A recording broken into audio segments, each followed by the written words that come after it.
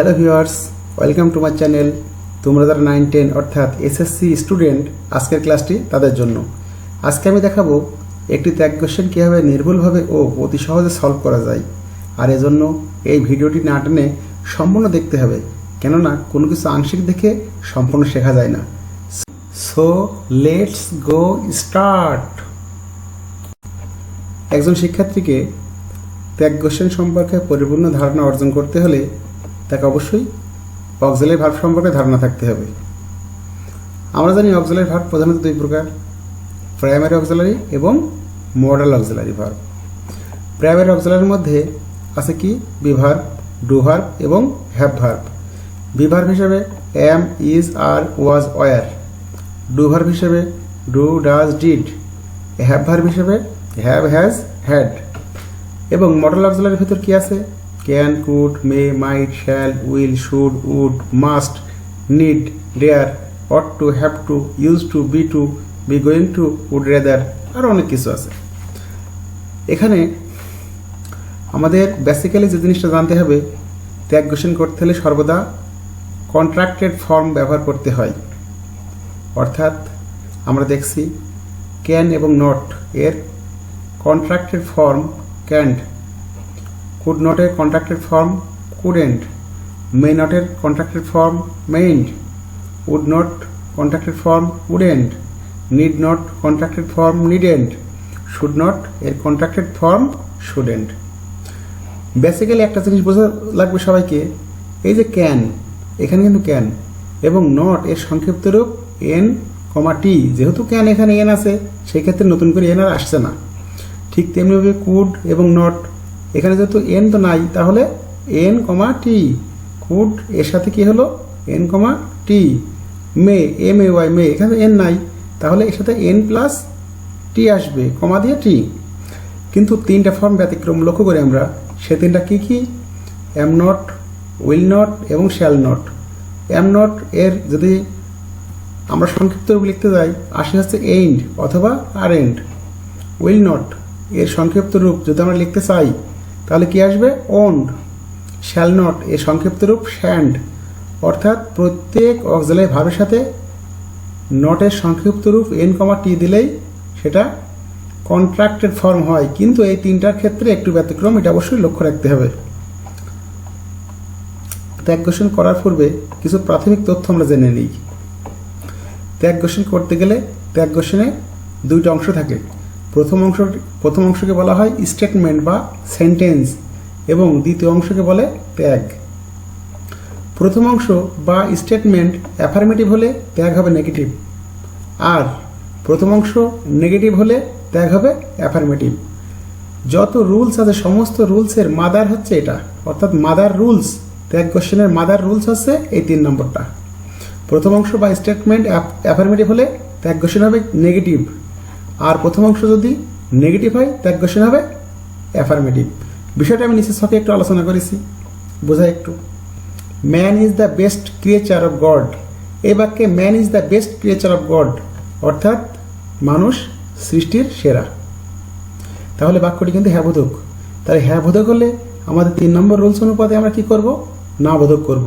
অর্থাৎ এখানে ইজ যেটা আছে এর কন্ট্রাক্টের ফর্ম ইজেন্ট, এবং ম্যান, যেহেতু ম্যানের ক্ষেত্রে আমরা হি ইউজ করি, তাহলে এখানে কী দেবো? প্রোনাউন হিসেবে হি। সবসময় মনে রাখতে হবে আমরা ত্যাগ কোশ্চেনে অলওয়েজ টাইম প্রোনাউন ব্যবহার করব, অর্থাৎ ইজেন্ট হি। যেহেতু স্টেটমেন্ট ছিল হ্যাঁ বোধক, ত্যাগ কী হলো? না বোধক। এ লায়ার মানে একজন মিথ্যাবাদী, সবসময় প্রোনাউন ব্যবহার করব, আমি কিছুক্ষণ আগে বললাম। তাহলে এ লায়ার এর প্রোনাউন কী হবে? হি। লায়ার মিথ্যাবাদী ছেলেও হতে পারে, মিথ্যাবাদী মেয়েও হতে পারে, অর্থাৎ সেই ক্ষেত্রে আমরা প্রোনাউন হিউ ব্যবহার করতে পারি, আবার শিউ ব্যবহার করতে পারি। A liar has to lead a measurable life, অর্থাৎ has to. Has the auxiliary verb পাইছি আমরা। অক্সিলারি ভার্ব পাওয়ার কারণে আমরা কী দেবো এখানে? হ্যাজেন্ট। যেহেতু হ্যাঁ বোধকের বাক্যটি, তাহলে হ্যাজেন্ট। এখানে আমরা ছেলে ধরি তাহলে সি দেব, যদি এ লায়ারকে মেয়ে ধরি তাহলে কি দেব? সি দেব, অর্থাৎ হ্যাজেন্ট হি অথবা she. Time and tide wait for none. সময় স্রোত কারোর জন্য অপেক্ষা করে না। টাইম অ্যান্ড টাইড, সময় ও স্রোত, বিষয় দুইটি। এখানে যদি আমরা দেখতাম ওয়েটস থাকতো, তাহলে বিষয়টি কী হতো? একটি হতো।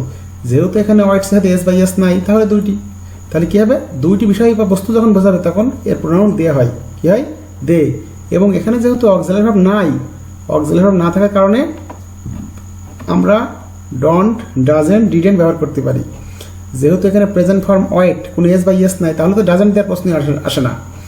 যেহেতু ওয়েটটি পাস্ট টেন্স, ওয়েটেড নাই, তাহলে তো ডিডেন্ট দেওয়ার প্রশ্ন আসে না, তাহলে কি দেব, ডন্ট। আর সাবজেক্ট হিসেবে যেহেতু দুইটা ছিল, তাহলে প্রোনাউন দে, অর্থাৎ ডন্ট দে। এবং বাক্যটি হ্যাবোধক হওয়ার কারণে এখানে কিন্তু আমরা এন, টি ব্যবহার করছি। Patriotism is a great versa, auxiliary verb is, এবং বাক্যটি হ্যাবোধক, সেই কারণে আমরা কি দেব, ইজ এন্ড।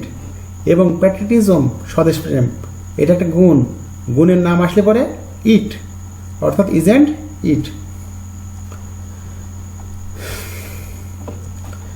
আমরা নেগেটিভ বাক্যগুলোর ক্ষেত্রে আমরা কিন্তু আগেই বলেছি, আমাদের যে মাদার রুলস যেটা ছিল, প্রথম অংশ স্টেটমেন্ট, প্রথম স্টেটমেন্ট হ্যাবোধক হলে ত্যাগ হবে নাবোধক, আর স্টেটমেন্ট যদি নাবোধক হয় ত্যাগ হবে হ্যাবোধক।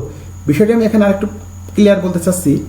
He does not, does not তো নেগেটিভ শব্দ, তাহলে কি হবে, এই শুধু নট, ডাজ নট, নট থাকার কারণে এটি একটি নাবোধক বাক্য, তাহলে ত্যাগ করবো আমরা হ্যাবোধক, অর্থাৎ এই নট তো যাবে না, কি যাবে, ডাজ হি, অর্থাৎ যেহেতু অক্সিলারি ভার্ব ডাজ, এর সাথে প্রোনাউন হি, তাহলে কি হবে, does he. They have not completed the task yet, মানে তারা এখনো পর্যন্ত কাজটি শেষ করেনি। এই ক্ষেত্রে আমি কী করবো, যেহেতু নট, নট মানে নেগেটিভ, তাহলে শুধু অক্সিলারি হ্যাভ, আর দে তো আছেই, তাহলে have they. Okay, we should not, not negative শব্দ, শুড অক্সিলারি, তাহলে শুড উই, শুড উই। খুবই সহজ অ্যান্ড ফানি। নেক্সট আমার রুলস 1, আমরা এখন মূল আলোচনায় ঢুকবো। রুলস 1,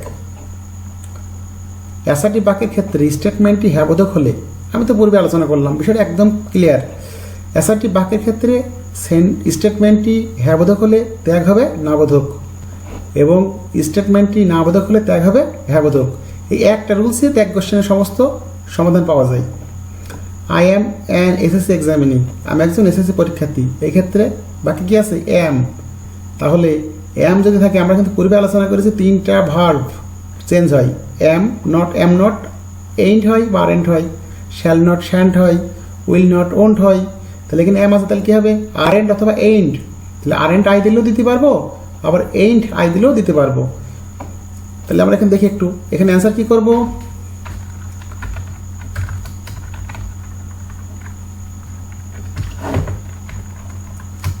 এইন্ট আই, এটাও রাইট, অথবা আরেন্ট আই অথবা ain't I. Okay, ain't I, দুটো right. My expectation is getting A plus, আমার আশা আমি এ প্লাস পাবো। তাহলে স্টুডেন্ট, আমরা এখানে দেখছি মাই এক্সপেকটেশন, আমার আশা, এর তো কোনো ব্যক্তি নাই, এটা কি একটা মনোভাব, মনের বাসনা, তাহলে এর জন্য কি হবে, ইট হবে। আর যেহেতু হ্যাবোধক বাক্য, তাহলে isn't it. Okay, isn't it. পরে বাক্য দেখছি, সাম অফ মাই ক্লাসমেটস, আমার কিছু বন্ধুরা, সাম অফ মাই ক্লাসমেটস, এখানে কিন্তু একজন নাই, অনেকজন, তাহলে অবশ্যই দে, এর প্রোনাউন কি, সাম অফ মাই ক্লাসমেটস, এর প্রোনাউন হচ্ছে they. Became past tense, past tense যখনই হবে এবং বাক্যটি হ্যাবোধক, তাহলে didn't, didn't they. Okay, didn't they. আমরা পরের বাক্যটি লক্ষ্য করে একটু, they could not pass, could not negative শব্দ, তাহলে কুড দে, খুবই ইজি, কুড দে।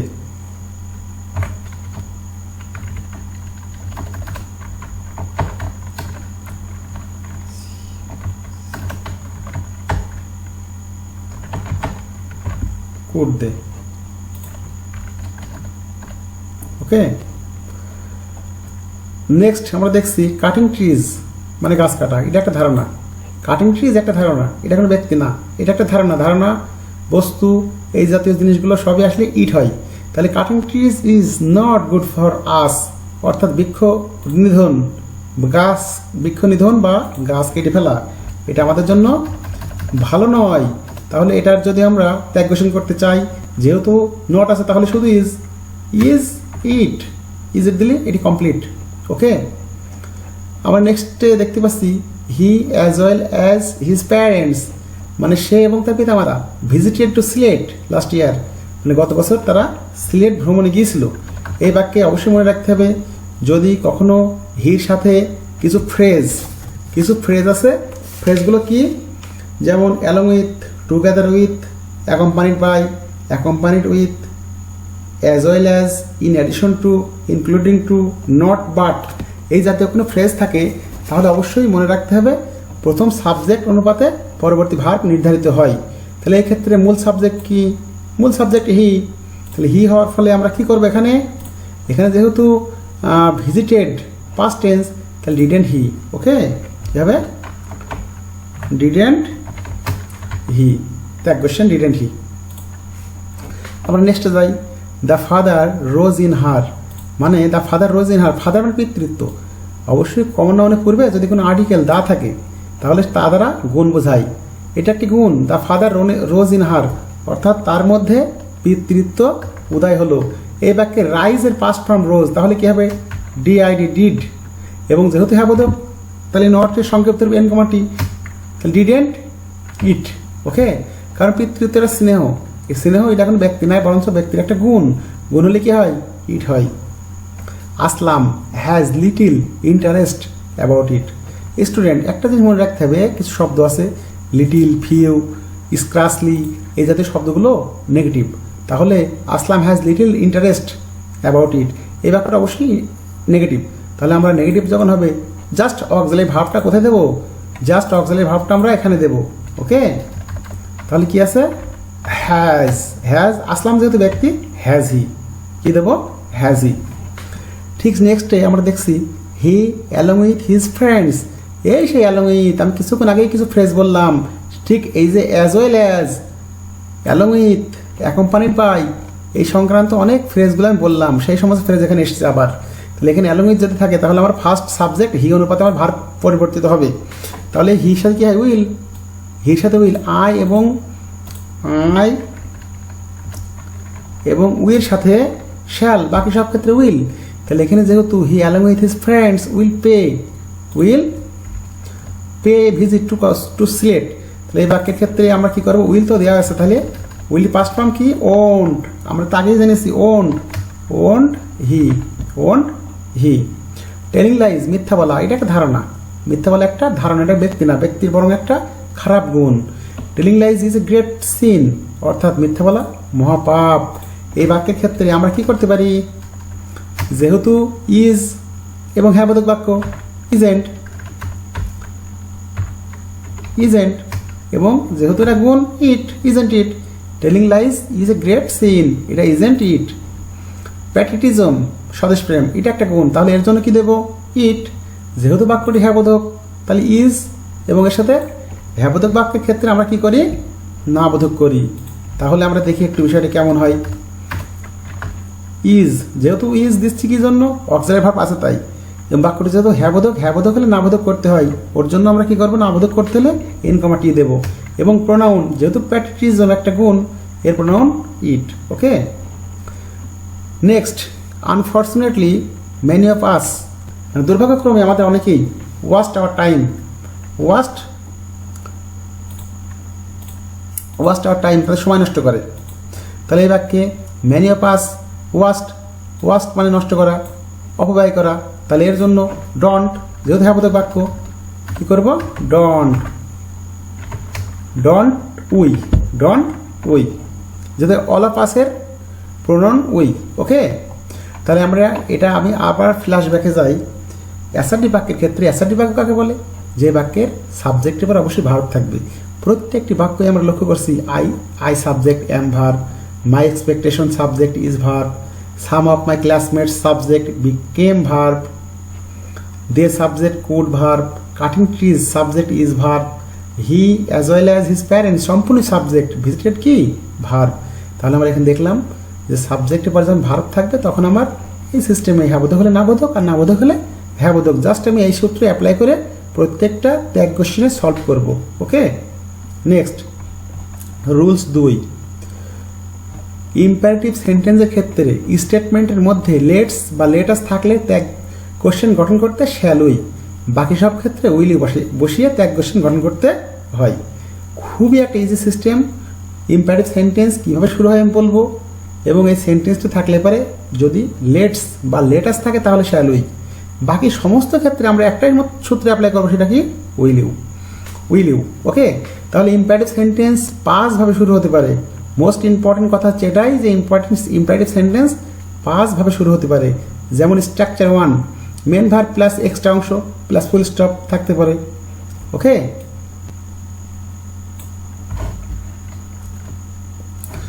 একটা ইম্পারেটিভ সেন্টেন্স শুরু হতে প্রথমে লাগে মেন ভার্ব, এরপরে বাকি অংশ যাই থাকুক না কেন লাস্টে একটা ফুল স্টপ। এই মেন ভার্বের পূর্বে প্লিজ, কাইন্ডলি, অলওয়েজ, নেভার এই জাতীয় শব্দ থেকেও কিন্তু ইম্পারেটিভ সেন্টেন্স গঠন করা সম্ভব। যেমন আমি যদি বলি মেন ভার্ব দিয়ে যদি কোনো ইম্পারেটিভ সেন্টেন্স গঠন করতে চাই, যেমন open the door. Open the door, open কিন্তু একটা মেন ভার্ব। আচ্ছা, আমি এখন যদি বলি please open the door, kindly open the door, হবে না? অবশ্যই হবে। যেমন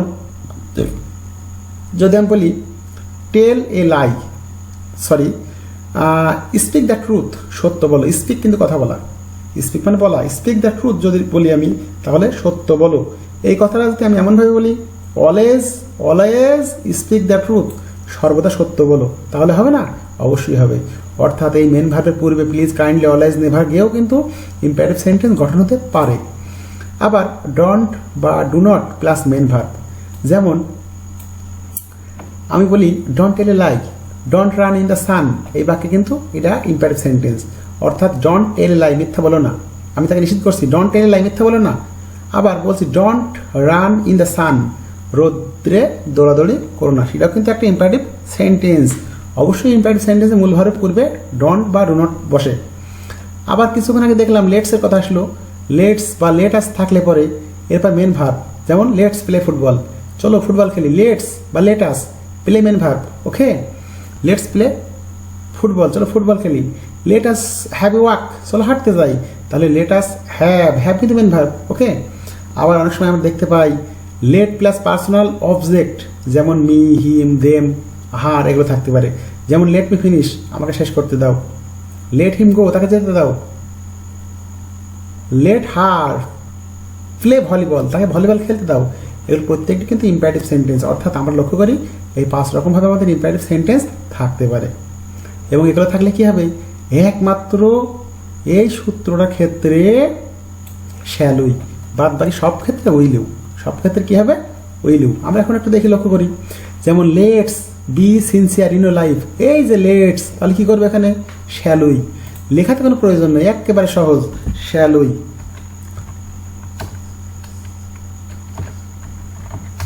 shall we, okay.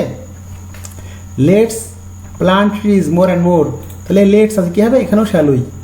Let's let us go home, এখানেও তো একই ব্যাপার, shall we. Let's enjoy the picnic, এখানেও শ্যাল উই। Don't run. আচ্ছা স্টুডেন্ট, একটু লক্ষ্য করো তো, এই যে 4টে সেন্টেন্স আমরা দেখলাম, প্রত্যেকটিতে লেটস লেটাস আছে। এখানে কি লেটস বা লেটাস আছে? নাই। তাহলে এখানে আমরা কয় নম্বর, আমাদের যে 5টা ফর্ম ছিল, এখানে কয় নম্বর ফর্মে গিয়েছে? 3 নম্বর ফর্মে। এই যে don't run in the San, don't plus verb run, verb কি রান। তাহলে আমরা এখানে কি দেবো, শ্যাল উই দেবো না উইল ইউ দেবো? আমরা তাহলে উইল ইউ দেবো। কি দেব,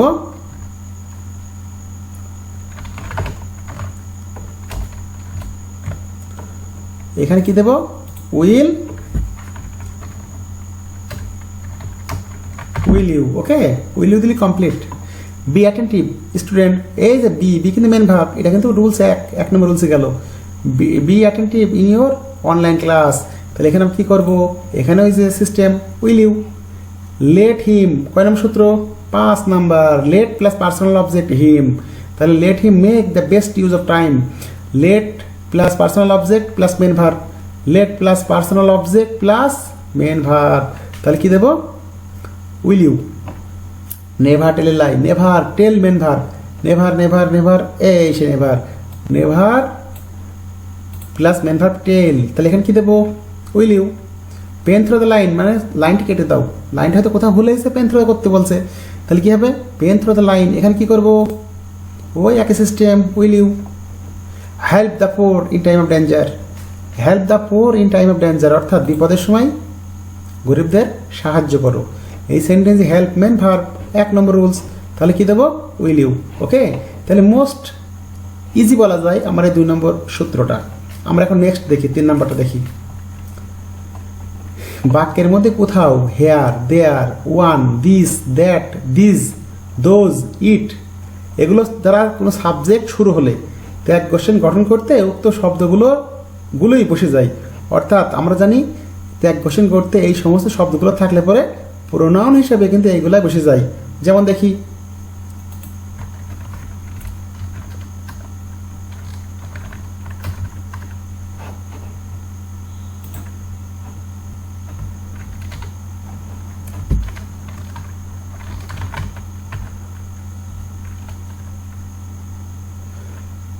hair is a mobile phone, hair is a mobile phone, তাহলে এখানে সাবজেক্ট কি?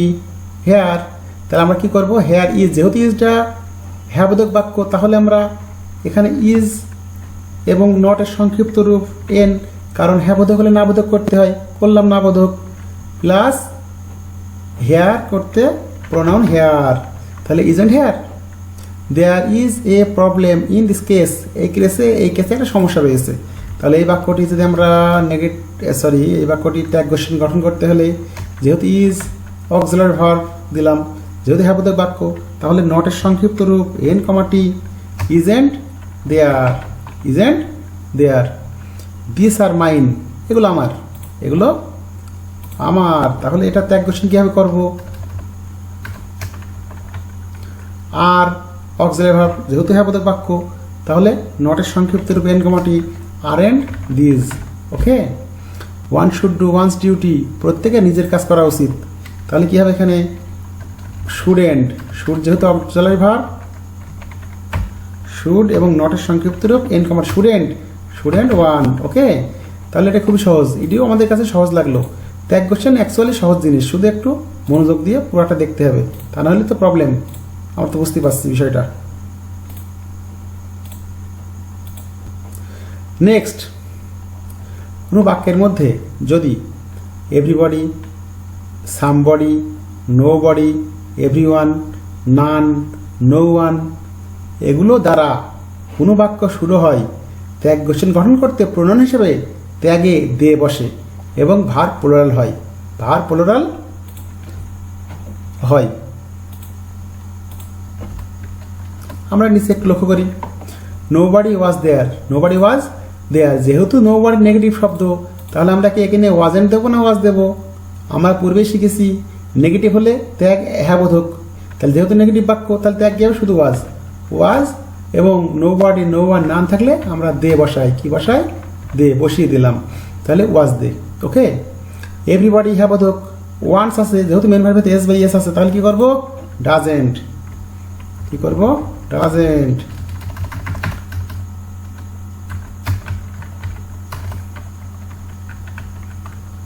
ডাজ এবং নটের সংক্ষিপ্ত ডাজেন্ট, যেহেতু এভরিবডি এভরিওয়ান থাকলে পরে দিয়ে দেবো আমরা। সরি একটু বলেছে, দের সাথে কখনো ডাজ যায় না, ডন দে হয়, কি হয়? ডন দে, কথাটি অবশ্যই মনে রাখতে হবে। দের সাথে কখনো ডাজ হয় না, দের সাথে কি হয়? ডু হয়, অর্থাৎ don't they. None believes a liar, none believes a liar, তাহলে স্টুডেন্ট, নান নেগেটিভ না অ্যাফার্মেটিভ?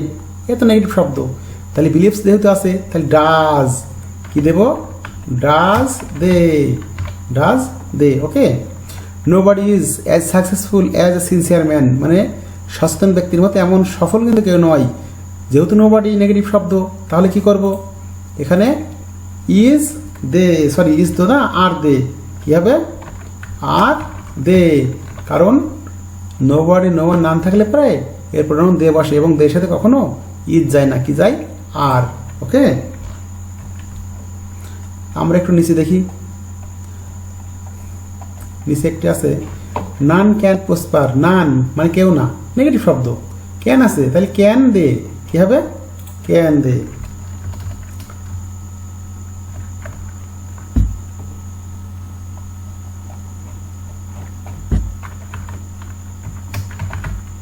Can they. ওকে, তাহলে ক্যান দে। আবার দেখছি নোবডি রিসপেক্টস, যেহেতু নোবডি নেগেটিভ শব্দ, রিসপেক্ট মেন ভার্ব, তাহলে এস বাই এস আছে, থাক সমস্যা না। তাহলে আমরা নোবডির জন্য কি দিয়ে আমরা দিয়ে দিই, তাহলে দেশের সাথে কখনো ডাচ যায় না, কি যায়, ডু দে, কি যায়, do they. Okay, rules 5, rules 5 এখানে বলতে চাচ্ছে অ্যাডজেক্টিভের পূর্বে দা বসলে তা প্লুরাল কমন নাউন হয়। খুবই একটা ইম্পর্টেন্ট বিষয় যে অ্যাডজেক্টিভের পূর্বে দা বসলে তা প্লুরাল কমন নাউন হয়, তাই ত্যাগে প্রোনাউন হিসেবে দে বসাতে হয়।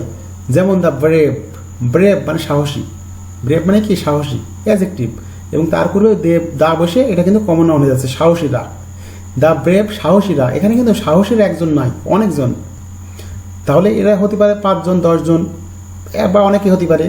The brave are always respectable, অর্থাৎ যারা সাহসীরা সর্বদা সম্মানিত হয়, সর্বদা সম্মানিত হয়। তাহলে এখন দেখছি আমরা যেহেতু এটা বাক্যটি হ্যাঁ বোধক বাক্য, তার না বোধক দিয়ে ত্যাগ করবো, আর দিলাম, তার সাথে করবো কি নটের সংক্ষিপ্ত রূপ টি, আর এন্ড, যেহেতু ব্রেভ অনেকজন তাহলে দিয়ে দেবো, তাহলে আর and they.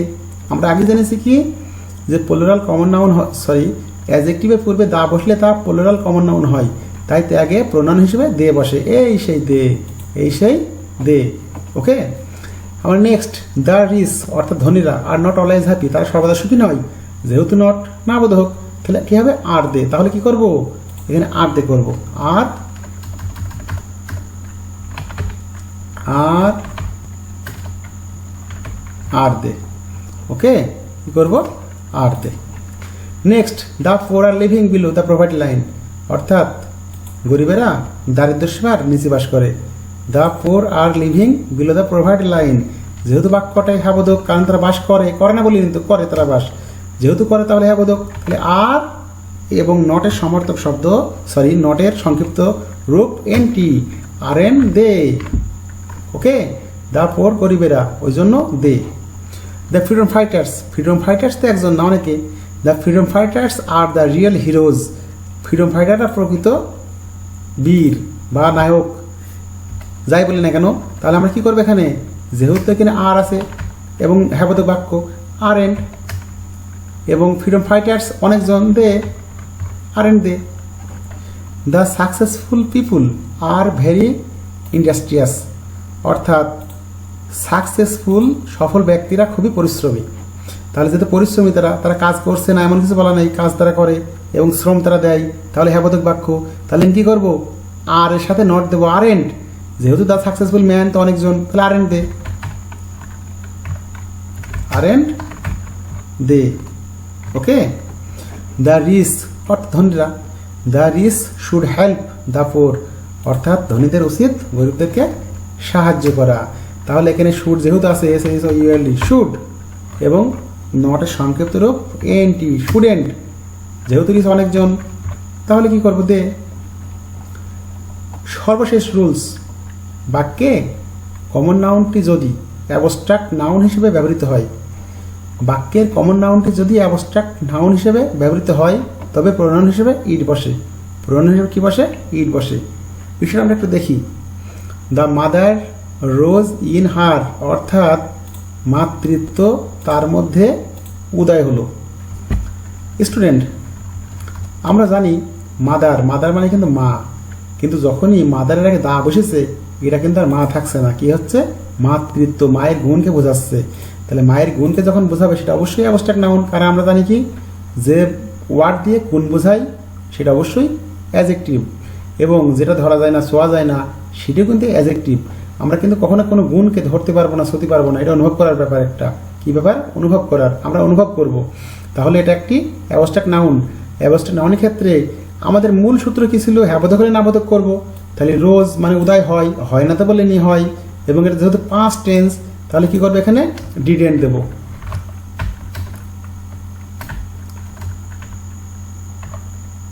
Didn't it, dividend it, dividend দিলাম পাস্ট থাকার কারণে, এবং ইট দিলাম কেন, দ্য মাদার, এটা একটা অ্যাবস্ট্রাক্ট নাউন, অ্যাবস্ট্রাক্ট নাউন তাহলে ইট দেওয়া লাগে।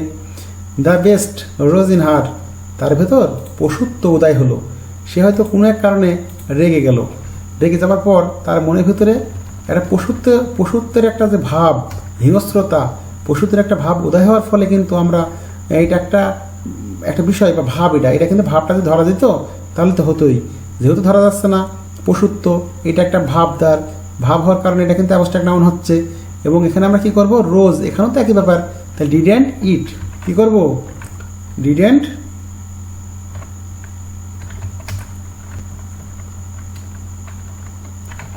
ইট।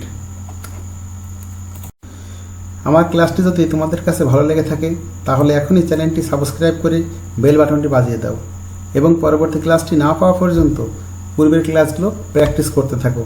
সেই পর্যন্ত সবাই ভালো থাকো, সুস্থ থাকো, খুদা হাফেজ।